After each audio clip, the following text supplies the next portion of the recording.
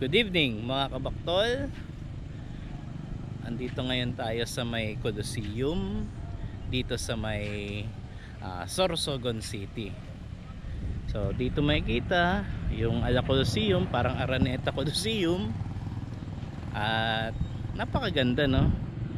Ngayon sa gabi na to, parang stopover namin. So katatapos nung 14th National Robber Moot ng Boy Scout of the Philippines. So medyo nakakapagod, no? At least kahit pagod ka, makakita ka ng ganito. Sabi nga nila, ang ganda ito tuwing gabi. So papakita ko sa inyo kung anong itsura dito. Okay. Wow.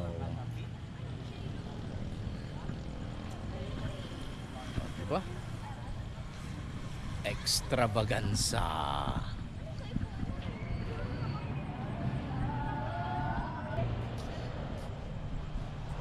Hindi nila sinasayang yung pondo nila, ano ginagamit talaga nila sa ano.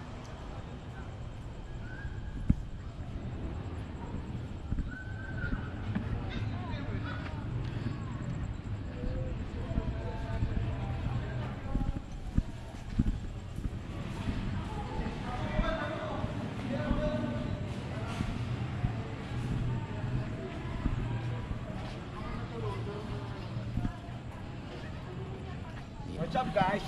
Oh. Ito nga pala tinatawag nilang Sorsogon Sports Arena. As you can see, tingnan mo yung characteristic ng building is talagang napakaganda. Ito ay hango sa ano, parang mga, alam nyo ba yung sa mga gladiator? Ito po ay inalintulad nung panahon na may mga gladiator na naglalaban-laban sa tinatawag na arena. Kung titingnan nyo po, talaga pong perfect po ang kanyang ano, perfect ang kanyang pagkabilog at makikita nyo yung architectural design is talagang pinagtiyagaan o talagang inukit nang naaayon sa ganda ng struktura. Madam, pwede mo ba kayo ma-interview? Ano ho masasabi nyo sa ganyang design? Napakaganda po ba? It's like Athens, you know, Oh, sorry, and here in the Philippines, this is the first structure that has the, what they call this one, the replica or the most, probably mas magkamukha Oh, you with the know how to Olympic speak Tagalog? Athens. Are Yes, you I know. Korean, a Taiwanese, or Chinese? I'm a Korean Pilay. Pinay. Yeah, this Koreanay! Okay. Thank you guys. And sa mga susunod, pinopromote ko nga pala ang vlog ni Sir Wewe Bugayong. Sa mga hindi pa po nakakaalam, isa po siya sa masugid na sumusuporta sa scouting movement. Hintayin niyo po ang kanyang mga susunod na vlog tungkol po ito sa scouting.